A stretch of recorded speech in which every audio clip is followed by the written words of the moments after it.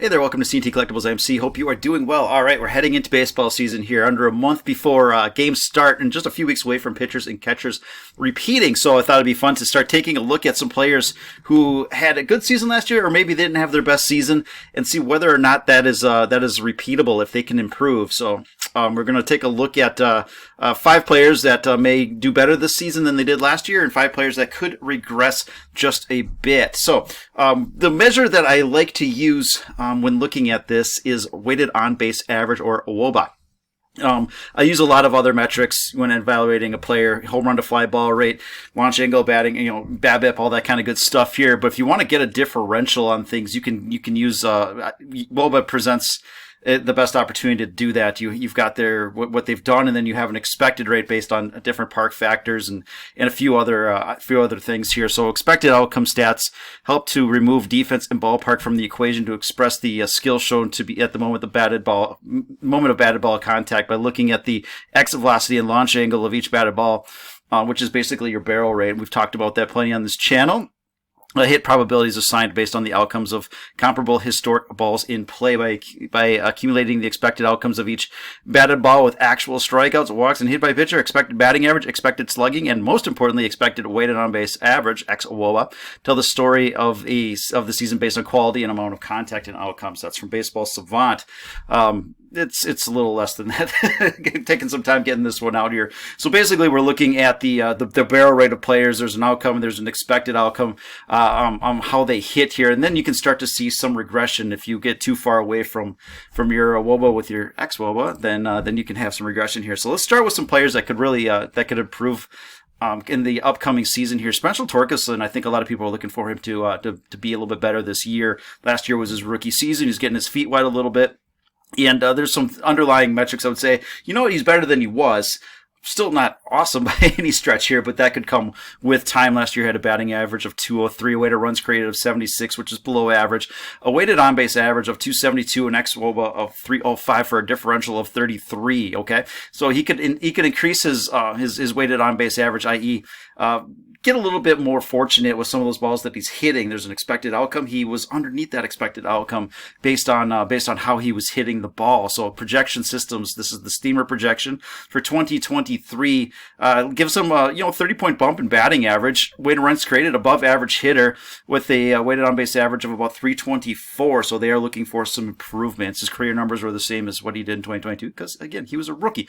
But that is a player that we could look for to improve. So if you're looking to speculate on a few players, or you're getting your fantasy drafts together, maybe you bump him up a few spots there. Corey Seager last year, he had some BABIP related problems, and they stuck with him for the season. So typically when you have a BABIP high or low, that can go for the entire season. It doesn't tend to correct until the following year, and so that's the case with Corey Seager. Tried to put it together in the second half, and it just wasn't going his way. I think he was shifted a decent amount here, so we'll see how it plays out. A couple of factors just regressing due to he's hitting the ball really well, and see if if the shift has where they get rid of the shift, see if that has an effect for him. So last year he had a 245 batting average, 242 BABIP, which is again low for him. 117 weighted runs created, so still an above average bat overall. His 331 WOBA was 41 points off what the expected number would be. So again, looking for some positive regression. The projection systems for this upcoming season have him hitting 271 with a 133 WRC plus and a 354 WOBA. So the projection systems really like him to be an elite level bat. And so he did that at stretches last year. He's done it throughout his career. We'll see if he can put everything back together this year. It looks like last year maybe just a bit unlucky, but perhaps he can put it together there. So he's got it. He's sandwiched between, I believe, Simeon and Nate Lowe. So he'll see some pitches, see what he can do with it here. For the career, he's a 287 hitter, 129 weighted runs created, and 361 WOBA. So he's a terrific bat. Could have just been one of those years, so look for him to get back to form here. Brian De La Cruz, all right, last year 250 batting average, 104 weighted runs created, 313 WOBA, 355 expected WOBA for a differential of 42 points here. So in the projection systems have him regressing to the positive side a bit in the upcoming season here with a 260 average, weighted runs created of 109. And a WOBA of 320, kind of in line with more of what he's done in his career. So again, some things underneath the hood didn't go his way. He hit the ball fairly well, and sometimes when you have under the hood, maybe he was hitting the ball a bit harder, and so the expected WOBA will go up, or if you hit it softly, it will go down. So you can have bases on that, but the outcomes aren't going to change a whole lot. So again, they're not looking for wild swings in his profile or anything like that. But this is a pretty terrific player. So we'll see if things go his direction next year here. Matt Vierling, a player I think a number of people are excited about. He's got some new scenery here, and maybe it'll be the Tigers' year if Torkelson and Vierling really improve like they're supposed to. So 2022, 250 roughly batting average, 81 weighted runs created, nothing to write home about, 285 WOBA, 327 xWOBA for differential of 42 points. That xWOBA is not a huge number or anything like that. So any positive regression will probably bring him up to just be above average in league terms here. So you can see his 2023 projections: 260 average, 107 weighted runs created, so just above average with a 315 weighted on base average here. So any regression will bring him up to basically a competent, useful, above average replacement level player. So even if he does get that bump, don't get too excited. So careful in those spring training numbers. See what happens there. So if he starts to get really crazy, maybe don't buy into the hype. So 260 average, 298 WOBA are his career numbers. So he's been kind of a below replacement level player. And projections say, oh, you know what? You can be a little bit better than that in the upcoming season here. Our number one regression candidate overall is Ryan Mountcastle, who had an incredible rookie year and really wasn't awful the next couple. But he did have a down year a bit last year, and projection systems like him to get back into whatever form he was before. So pretty darn good.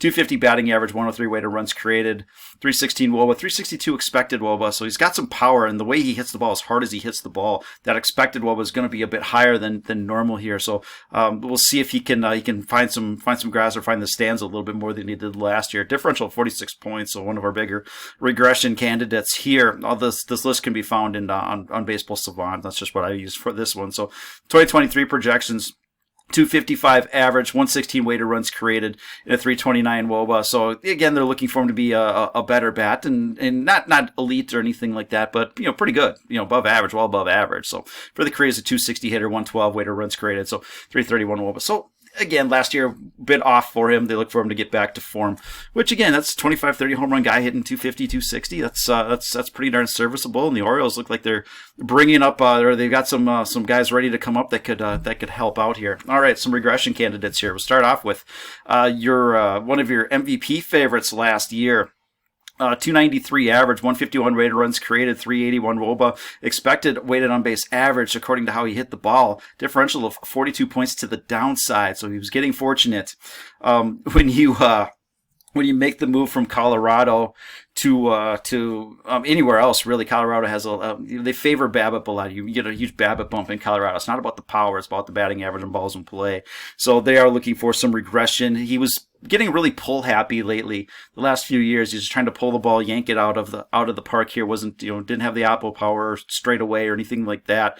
So he's not hitting the ball as hard as he has in the past, but he's efficient with it. He's just driving, pulling it down the line, and so that's where that expected WOBA is probably a little bit lower than the WOBA, where it doesn't line up exactly. So because of that decline in power, then again, and just honestly, I mean, if you're an MVP candidate one year, it's very rare to repeat that the following season. So I think it's not saying too much. You're going too far out on a limb to say, Nolan Arenado had an amazing season last year, one of his best seasons of his career. Yeah, he's probably going to come back just a little bit. So projection systems have him hitting about 270 BABIP, 130 weighted runs created. So still an elite level bat, 349 WOBA. So yeah, there'll probably be some regression from what he did last year. If you're expecting him to be top 3 MVP, you may be disappointed a bit. If the market overall is disappointed that he's not repeating and his prices take a hit, this is a good long-term buy candidate. So for his career, 290 average. And again, you're going to see that regression just changing from Colorado to really any other park. 290 BAB, 121 weighted runs created,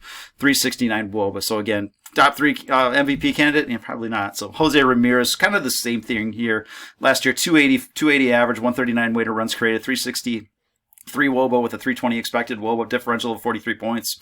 And a lot of that is his exit velocity was the lowest since really his first year in the league in 2015. So again, you're looking for a combination of exit velocity and launch angle to really get an expected outcome. And if either of those start to dip, then your expected WOBA will drop as well. And so because his exit velocity dropped a little bit, well, that's going to hurt him in the expected WOBA department here. So even with regression, probably still going to be a pretty darn awesome player. Looking for 262 average, 133 weighted runs created in a 354 WOBA. So not a huge decline for the most part. The guy's a perennial top 5 MVP candidate, and if he did that again, it sure wouldn't be terribly surprising. So his career numbers, again, he's probably not going to regress too hard from those career numbers here. He's a terrific player, but yeah, maybe he regresses a little bit if that exit velocity can't creep back up to where it's been. But otherwise, still going to be pretty terrific. Jose Altuve last year hit 300 with a 164 weighted runs created, WOBA of about nearly 400, expected WOBA around 350. So again, differential of 43 points here. Projection systems have him coming in at about 273, which honestly I think is probably light. 289 average, 132 weighted runs created, and a 350 WOBA. So again, look for some regression. I'm that 273 seems light. I'm not sure I buy that. So this guy can hit. There's no question about it. But maybe he's not going to do what he did last year. So the biggest differential of his career was 44 points in 2017. So I'm trying to think of what happened then that year, why it was so special, and then the next year he fell off. So I'm just asking questions here, people. We'll see how it goes. Oh, hey, Will, look, Yoda's back here. Yoda, blink twice if you're okay. He was wondering where he was at, but he's here to help me out again here. All right, Manny Machado. 298 average, 152 weighted runs created, a WOBA of 382, expected WOBA 338 with a 44-point differential. This one's kind of unusual because he really was stinging the ball last year. So I think that was about his best season of his career. And the projection systems are not looking for him to repeat that. So if he came off a bit, which makes some sense, unless he's completely changed himself as a player. We'll see how that goes. But 270 average, 130 weighted runs created. So still an elite level bat with 350 WOBA. Or what the projections are looking for. So he hit the ball harder though. So maybe if he's able to maintain that, then that differential will kind of neutralize itself as the expected will rise a little bit here. So for his career, he's a 280 hitter with 124 weighted runs created. So terrific player overall. Again, look for some regression off his best season ever, but certainly more than usable. And our number one regression candidate is your NL MVP with a 317 average, 177 weighted runs created, 419 WOBA, 367 expected WOBA for a 52-point differential. 2023 projection systems have him coming off quite a bit, maybe a little bit too much in the batting average department. The power could drain a little bit. So again, the WOBA and the expected WOBA with the exit velocities maybe got a little bit fortunate, but I don't think there's anybody saying, gosh, we'll look for him to repeat as MVP. He's a terrific player. He's been a terrific player. But just due to the age and how things start to fall off just a little bit, projection systems they're thinking, all right, this is the year that he's going to slow down. They've been wrong. One of these years they'll get it right. So I'm guessing it's maybe not this year, but he's probably not MVP level. So we'll see. I wouldn't bet against him. That's for darn sure. 295 average for his career, 144 weighted runs created. So even with regression, they're still looking for him to be, all-star level type player. So that's not the worst thing in the world. But again, if you're looking for MVP, if the market is looking for MVP, if people are drafting him like he's MVP, they may be sorely disappointed. So, all right, that's what I got for you. We'll hit some pitchers next week. Look at some regression and positive and negative candidates. If you like this content, please like, subscribe, do all that kind of good stuff. And we'll talk to you later. Bye.